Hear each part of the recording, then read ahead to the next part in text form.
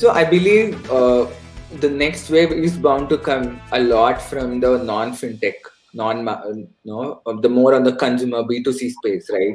Especially the entire thing around freelance gig, the creator economy, right? And similarly, the fintech entities, right? ERP ecosystems. So a lot of ecosystems that are being built for creators, for SMEs, right? Who are not really into fintech, who are facilitating receivables, payables, right? There are a bunch of customers who are looking at neo banking, right? So that's the way we look at it, right? That's the way as an industry.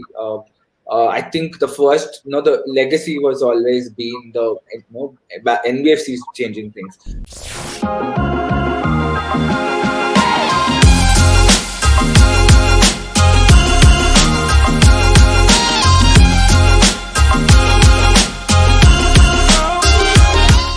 Hello, good evening, and thanks for joining us.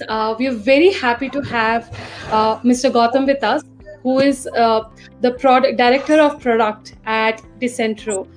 Thanks a lot for joining us today. We'd like to hear something about you from you. Thanks.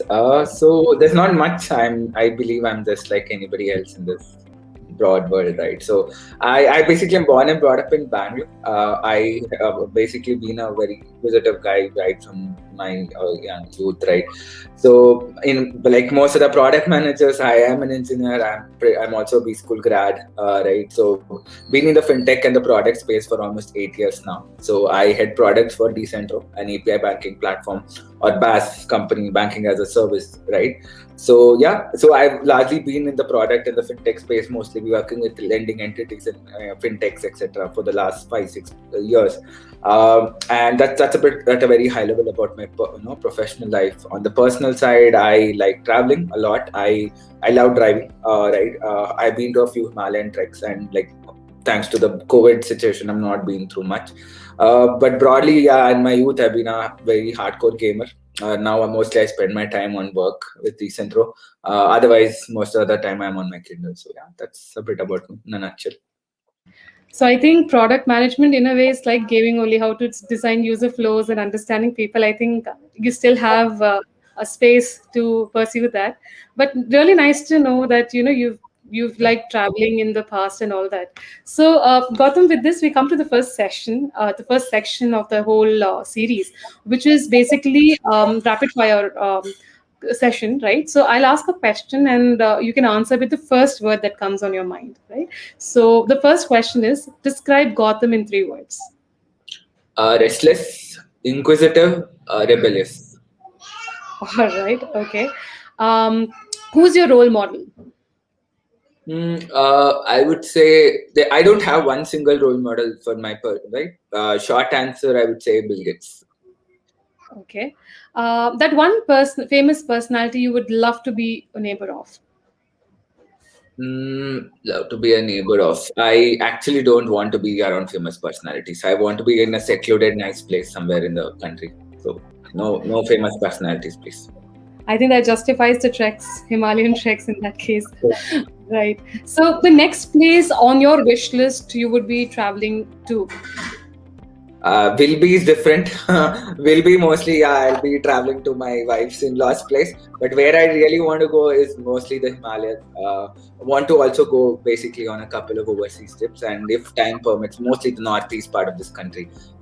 Been wanting to see, right? And the most important, I'm becoming a mythology fan. I also want to kind of head towards Greece, Egypt, and Italy primarily. So been planning that for almost 2 years, but not achieved it. All right, I think everybody's secretly waiting for the COVID to get over to resume traveling. Nice. So the last question is, asked to become an apprentice of a famous CEO for a week, who would you choose? Apprentice. I would say I would Jeff Bezos. I think. I mean, considering all the things that he's done, I think there are not many people that I would say who qualify. So I would say, yeah, yes, he would be the right guy. I would say. I think considering the huge number of things I think I would want to do, I think he is the right visionary I would like to work with. Thank you for that, Gautam. With this, we come to the second section of our one-on-one, which is about swipe left or swipe right, more on Tinder lines. So if you like something, if something resonates with you, you swipe right. And if it does not, so you swipe left. All right. The first one is an interesting question here. Zoom meetings. Swipe left. Late night party. Swipe right. Okay. World tour. Obviously swipe right. Adventure sports. Sorry? Adventure sports. I think nowhere. Just stay there. I think some part of it is left, some part of it is right. But I think I would go with right itself. Yes. Right. Okay. Fitness. Again, swipe right. All right. Very interesting. I think it was very nice to know a lot of things about you here. With this, we come to the main section of the talking points and the one-on-one. And I'd like to go with my first question here. If it'll be really helpful if you could explain to us what is open banking. Right. So traditionally, what is banking? Banking is not just the banks we tend to envisage, right? What the banks that most consumers like us actually interfaces the tip of the iceberg, 5%, right? Maybe even lesser than that. There is a huge tech stack, operational effort that goes from the banking and in infrastructure, right? A lot of this is consumed by businesses, right? Including the companies we are working with, etc. In the back end, payments, in the way NEFT, with RTGS, IMPS, all of these payments in India work, right? Including UPI as well, right? So the way to look at it is banking has always been a captive industry, right? That means that they typically offer services to their customers only who for a specific reason. Like I'm taking a loan from HDFC, right? HDFC will kind of expose things like apply like this, right? Only then you can access your account, right? Like anybody else, let's say I tomorrow want to go and take a loan from Axis Bank, right? Axis obviously can't access my bank statement, right? Or let's say I have let's say digital FD, right? Sitting with HDFC, I want to kind of take a loan against an FD, right? Now, if Axis wants it or some other bank, let's say SBI wants it, right? They typically legacy, and this is the process works. They ask me for the statement, they read it, they make decisions, right? That is the power of open banking, right? With open banking, any entity, which could be a regulated or unregulated entities, with the customer consent, like individuals like us or even businesses, right, can access data, right, and act on it, right? And it's not just accounts, right? It's the entire payments infrastructure. Anybody, it's like plug and play, which is what we at Decentro are doing, right? You basically have access to payments infrastructure, right? You have access to opening current accounts or vice versa, right? Somebody has a current account, you pull in the information that, let's say, this Seco has, you want to do that, right? So that's the way to look at it, right? And open banking as in without boundaries, right? It could be India, it could be global, right? So that's the way to look at it. Just the way we go on an Amazon or a Flipkart and we're able to browse whatever they have. Eventually, that's the way to look at open banking, right? Like the Google in banking or the Bing, the way to put it, right? So you're able to access a lot of services at the click of a button. Very interesting to know this, Gautam. Like you told us about how open banking is very, advanced and useful when compared to traditional banking. But what are some of the common challenges in open or API banking? So again, there are quite a few challenges, right? Open banking is right now largely present in the Europe, EU to be specific, right? Not much elsewhere. Obviously, there are certain pockets, certain companies disrupting this space. The open banking, the primary challenge is obviously on the bank infrastructure, right? It's designed in a certain way. Right now, basically, they have to open up their entire infrastructure, accesses, etc. Right. So building that entire consent from customers to the point, the integrating entities, which could be like the customers like Decentro or your end fintechs or the marketplaces who actually want to access data to the core banking systems, right? A lot of this needs to be thought through and revamped, right? And that's where the product thinking starts, right? Like how do we redesign systems? What do we do in the processes? So that is a major challenge. So it's not being done. So the first few, there will be a few successes and failures. So short answer, it is primarily a process and a tech challenge, right? Exposing APIs, etc. Second being primarily we as in, I mean, humans are used to seeing things, right? So the challenge that becomes in an API banking environment, that's what I see personally, is that a lot of people are not, I wouldn't say uncomfortable, but a lot of them want dashboard visualization, etc. Right? Obviously, there is that those are capabilities that can be built, but the essence of API banking is that you build it in your workflows, and our customers, Decentra's customers, basically handle that, right? Not that they basically, like, vCenter obviously cannot cater to all the fintechs marketplace, right? So with API banking, challenges come that while it simplifies your financial services on your platform, it also brings in that element where the product and the design team needs to handle all of it on the business end, right? So those are two broad challenges, right? One on the core banking side, another on the user experience side, right? It's all so I think having a good understanding of how you can consume those APIs is very critical. That's a challenge. That's going to evolve with time. All right. So, quite often you mentioned about how it is very important to build the trust because people are used to seeing dashboards in traditional banking as well, right? So, as a fintech product leader, how do you build that trust with your users? Right. So I think a lot. I mean, and this is not just fintech, right? A lot also is being a product person. Empathy is very critical, right? Like a lot of people talk about empathy. Empathy is not putting yourself alone in the shoes, right? Also understanding what are the challenges and why do they need a dashboard, right? Like what is it that they're trying to achieve? So, like in fintech specifically, there is a lot of regulatory changes happening, a lot of things, right? Identifying the right set of data that you want, right? So it always helps spending that time with your customers, your partners, right? Especially those from the banking ecosystem, right?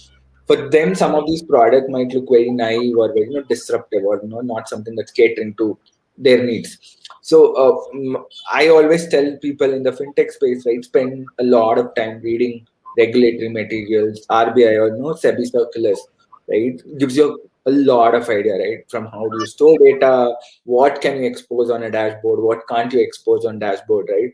A lot of it is also about the way you communicate with people if they're end consumers, not part of the B2B as a product company, right? A lot is also about telling why are you asking for a bank statement from a customer? Why are you asking for a PAN card or an Aadhaar card, right? Why are you asking for a GST registration? So it's all about, because end of the day, some of these are very private information that you're asking for, right? People will take time, right? People will not just give, right? Unless you're a very big name and SBI, HDFC, it takes time, right? So and that's where spending that time with some of these customers, spending those building those experiences help a lot, right? And it comes again, just like API banking, it kind of comes with the flow. It comes with time, right? Because as a brand grows, trust naturally also grows. And once you are able to hook on to a certain segment of customers, naturally similar customers also start flocking to. I mean, totally agree to that, and especially in such banking sector where the regulations are quite strict, definitely because we're dealing with cash and people's hard-earned money also somewhere, right? So, in this space, Gautam, how do you ensure your product moves quickly, given the strict regulatory environments?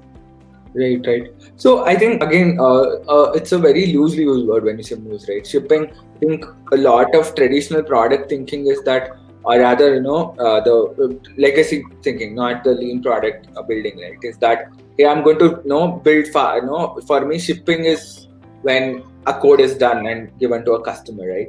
So similar, but when you apply the lean product principles, it's all about how do you get the first iteration and MVP, minimum viable or a valuable or no product in place, right?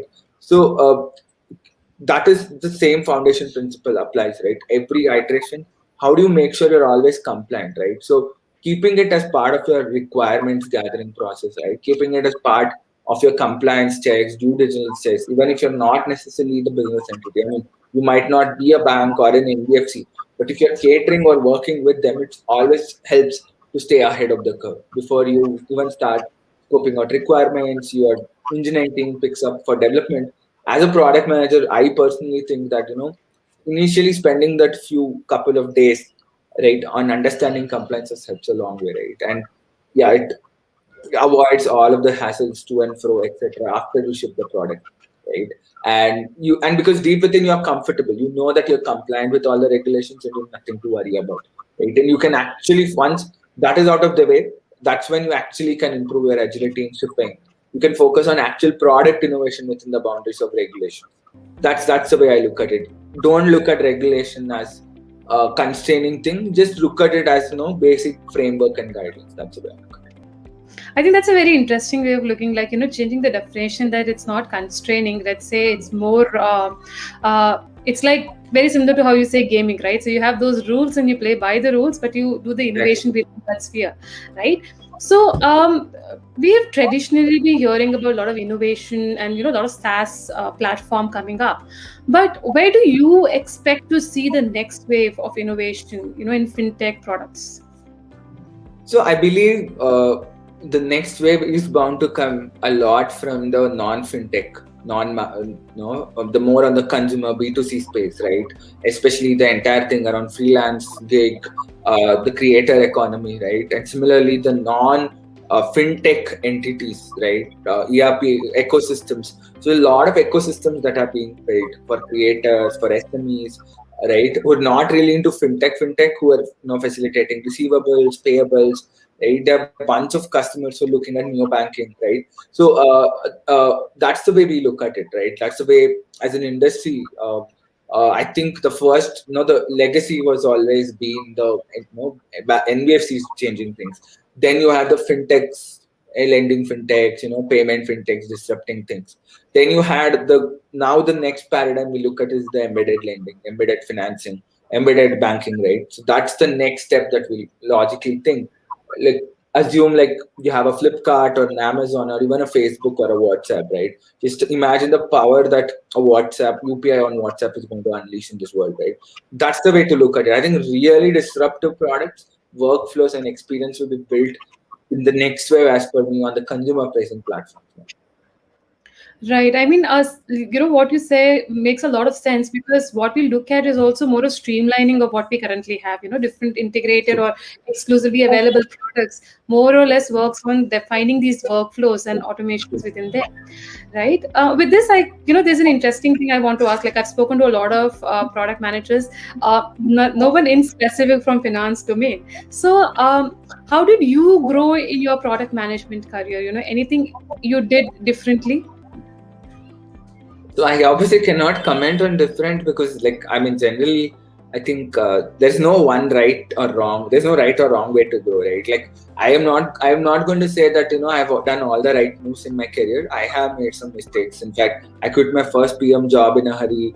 I was homesick and all, right? So I have made my share of mistakes. I'm not going to say I'm not made. I'm a human, end of the day, the way I look at it, right? But that said, I think differently, or at least what I think a lot of PMs traditionally don't do, is that I have moved beyond my comfort zone or my zone of being a PM to beyond picking up things in operations, picking up things in partnerships, right? Doing a lot of things on the tech side, working a lot more closely on the infrastructure. Data is something that I was in that lot, very actively working with teams in analytics. I've had teams reporting to me in the data science space. So I think that helps. I personally feel, at least eventually after 7, 8, even 10 years of being a PM product leader, that's when you really see those benefits accruing, right? Maybe when you're just starting off 1, 2 years, you might feel, hey, why should I spend time with my sales team on call? Why should I spend time with operations team figuring out some of their customer help desk issues? But somewhere that's what I felt has really helped me, right? Especially in the fintech space, because again, as you said, it's actual money moving in and out.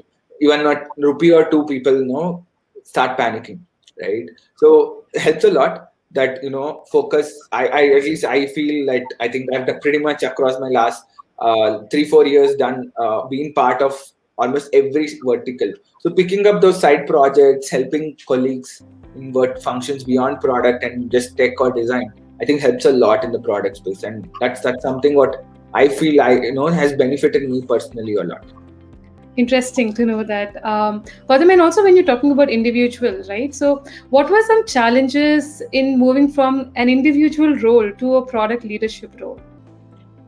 I would say so. I first got a taste of my leadership or a managerial role when not in a product in a role. It was a more of a generalist role where I was practically handling almost 3-4 teams, which collectively was around 5. By the time I actually moved out of the role, I had a team of almost 40-45 plus across data, tech, product, operations. So lot of different teams, right? So I think for me, and as I was saying, like that really helped a lot because one, I was like handling 5-6 different teams. I was actually able to empathize with their challenges, right? And when I actually moved into, continued to move, I kind of moved to an individual role again after that. I was obviously able to empathize with stakeholders, understand what they did, right? And the same thing I kind of applied the first principles when I moved to a lead, reporting role where I had people reporting, right? So it's all about people management. I think the P in product it really is about people. So I think spending time, right? That helped me a lot. But again, there were challenges, right? Because again, moving to a reporting, right? You are accountable. You're held responsible for your reporting actions, right? So I think that's where spending the time clearly calling out, giving ownership of tasks, ownership, clearly allowing them to drive items, drive closures. I think spending that few days, hours, even months with your colleagues goes a long way, is what I feel. And once or twice, obviously, yeah, that's how I've learned the hard way. Like many times I took it for granted. People have understood, my R1-on-1s. Many times I've felt that, okay, yeah, I mean, I've told this guy he's anyway going to get it done. But that's where I have realized that, that maybe I should have been a lot better in my communication, right? A lot more to the point, right? And given clear ownership. Many times I have meddled personally, right? I've gotten in saying like, you didn't do it, let me finish it off, it's fine. So I think these are some things that I have made mistakes, but I obviously, right? I continue to be. I'm no perfectionist. I think very less people say this, although we talk that we should mention this more often, but very less people say this upfront. Gautam, you've given us a flavor of how you've worked with different teams, right, to understand the pain points and also help colleagues in a way, right? And when I understand when you had multiple teams to interact with, the teams must have been very organizedly put, right? The structure of the teams must have been defined, and it would be very different. Let's say if it was not a big organization, if it was a startup. So is product management very different in early stage startups compared to a more mature company? Right. Yeah, totally right. I think product management in a startup is as good as being the co-founder or the founder without having that title, right? You end up doing everything. Obviously, it's also a function of how senior you are in a product or in a role, right? I mean, assuming you are somewhere like a 2 to 3 year or even more than that, you most of the time end up doing everything: customer service, operations, sales, obviously, right? Getting on customer calls, especially B2B, you have to do it, right? That's how you understand how your product is perceived. In fact, I just written a LinkedIn post on that around just literally a week back, so kind of stole my thoughts there. So that's the way I look at it, right? I think early stage actually gives you a lot more opportunity because there's no hard lines, right? Like nobody from marketing will say, hey, why are you telling me how to track analytics? Nobody from customer success will say, why do you want to attend my calls? I'll figure out what's the issue. Same with the sales thing, right? I think in startups, because the people are usually much more closely in it, right? And everybody is driving towards one common goal to get achieve towards it faster. People welcome your involvement, right? And that's the way. That is again just the way I was talking about regulation. You can either overdo it and take it in the wrong way and take advantage of people, or in the right way, get into those calls, make sense, help your teammates, right? Yes, some startups I've seen, like, to be honest, now my current employee Decentro, being just completing a year, the company is very well organized. I've seen companies with like 3 to 5, even 5 years of vintage being fairly poorly organized. When I say poorly organized, I mean they don't have clear structures, right? But that said, I think it the same thing. Like I'm not saying do everything, but spending that time helps.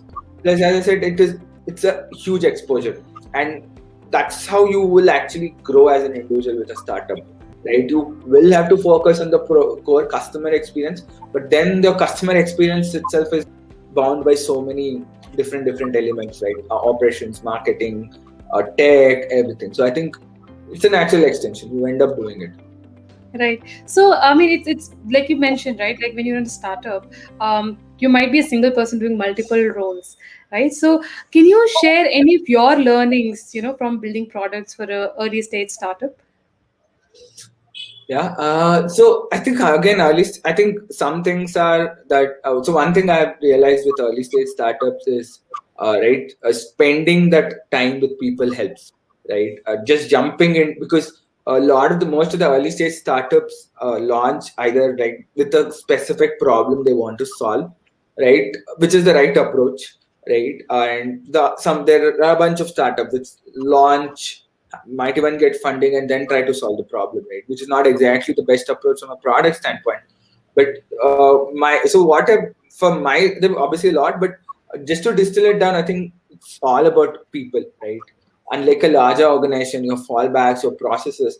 In startups, I think whenever you're building startups, I think align with people, right? Align with the founders, right? Align with your stakeholders, because even one small mistake can cost you like months of effort from an engineering team, or your a lot of overt heads on your business teams. So I think that spending that initial time, and whenever you're launching a new product line, or you're doing picking up a revamp of some app or a web, so I think really helps. Like, what are you trying to do? Why do you even need to do it, right?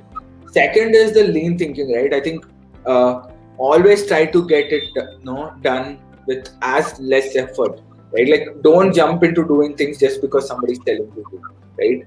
As a product person in a startup, it's easy to get kind of intimidated. Customers, your team asks you, hey, I want all of these things. The sales team says, I want this because one customer is asking, right? So it's one thing is to put your foot down, but at the same time be organized. When I say organized, have proper data or have justification why you don't want to do this, right? So a major element is also in being in startup is also saying no to things, saying not doing things, right? If you look at most of the good startups around us, they have grown by not by doing a lot of things, they've grown by not doing a lot of things, right? And that's something that I have also learned the hard way, right? That spend the time on research, spend talking to those customers which your business team is saying, spend talking to those customers who are pointing out a pain point, right? I have realized that really helps. Like, and it's the beauty in early stage startups, you can actually have these conversations quickly, right? Move on it and implement it and measure it, right?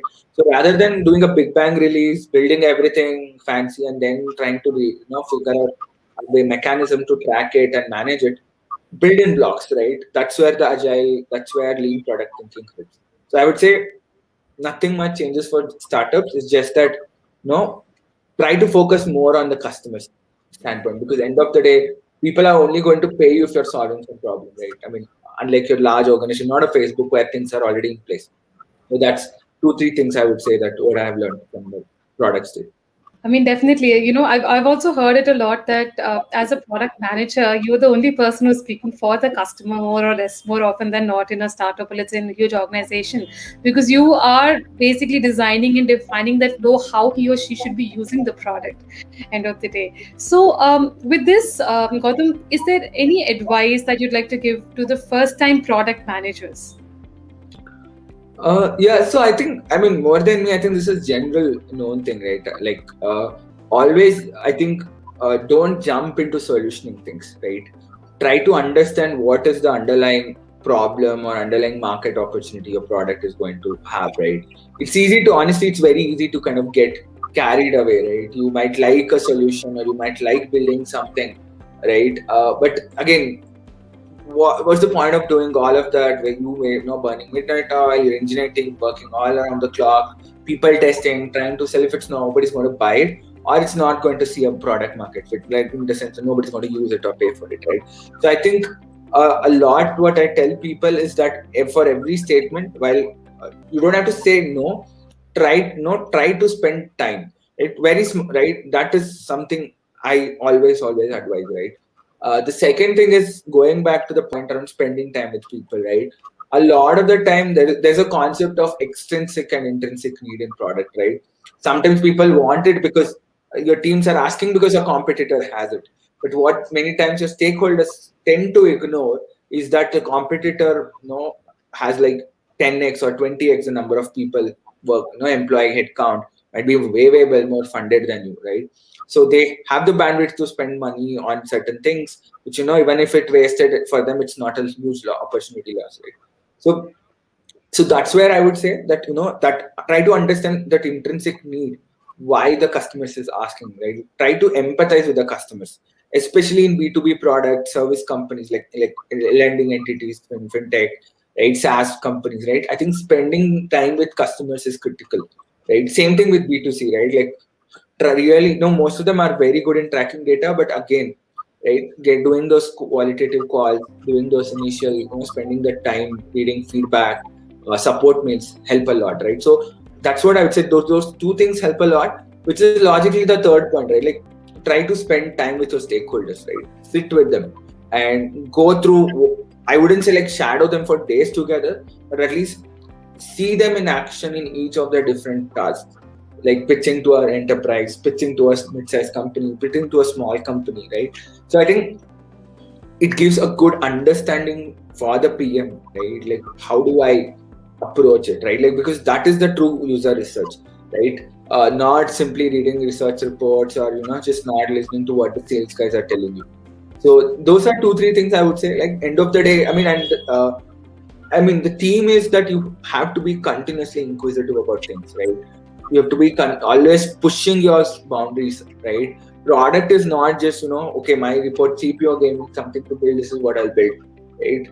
A lot of it is also outside what you can do or outside what you should be doing, what your manager is telling. Because opportunity cost, the concept of opportunity cost is very high in being a PM. Right? If I want to do something, and because people are dependent on me, right? Business, engineering, everybody's dependent on you. So that's what I tell people: keep eyes, ears, all your senses open. Right? So that's my 3 points of advice for budding PMs and any aspirants as well. I think with inquisitive, when you say, I think the basic thing becomes keep questioning why. Like thing you mentioned also before. So it's like always keep questioning why is it important, why is it required, Yeah. right? So with this, Gautam, we come to the last question, which is about it's our signature question that we ask, which is any advice for students or young professionals based on your journey so far as to why learning every day is very important.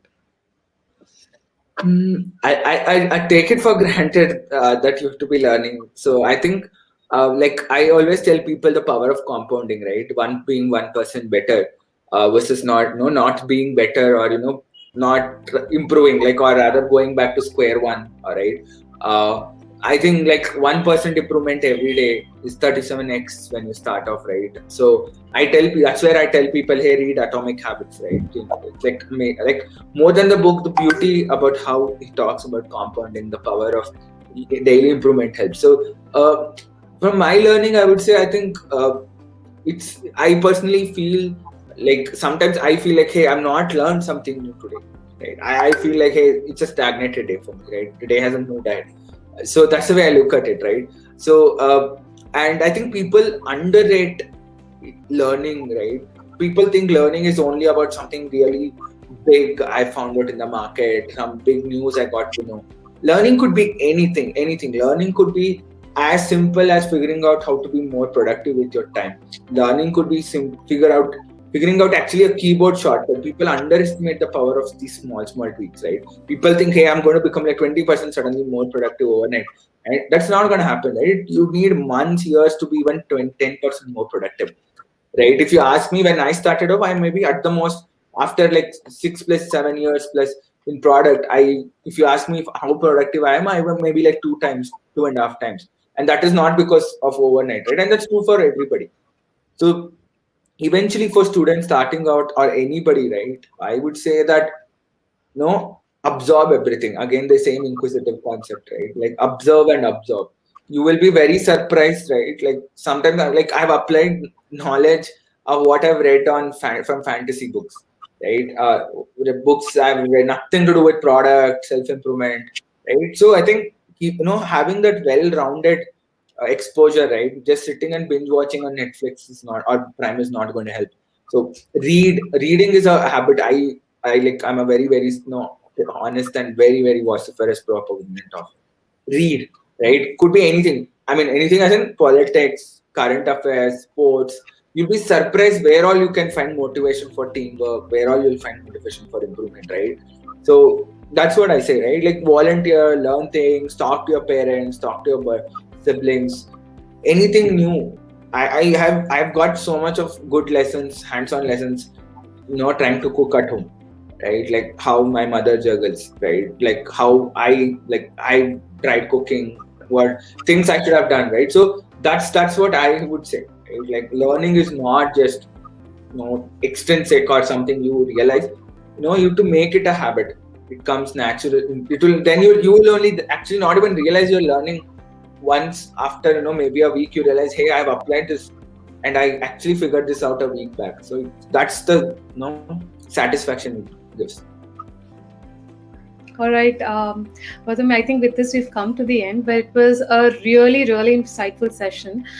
Starting from understanding open banking to understanding your journey from individual contributor to being a product in the leadership role, and also understanding how at the core of the entire product journey it has been about knowing the customer and being inquisitive, asking that why, and I think especially saying no in the early years when you just don't take everything the team says and you think through it, right? I think it's been a very, very insightful session, and I'm sure a lot of people watching this will benefit and have a lot of inputs to take from here. We thank you a lot for taking time and joining us. Thank you, Shweta. Thanks. It was nice talking. I think I personally believe that most of what I've spoken is not proprietary knowledge. It's all well documented. There's a lot of things. I think the newer generation has at its disposal internet, the power of internet. Just make right use of it.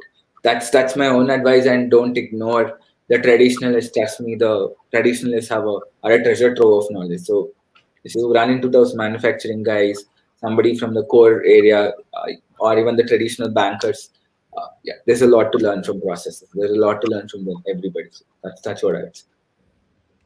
Thank you, Bob. Thanks a lot. Thank you. Thank you.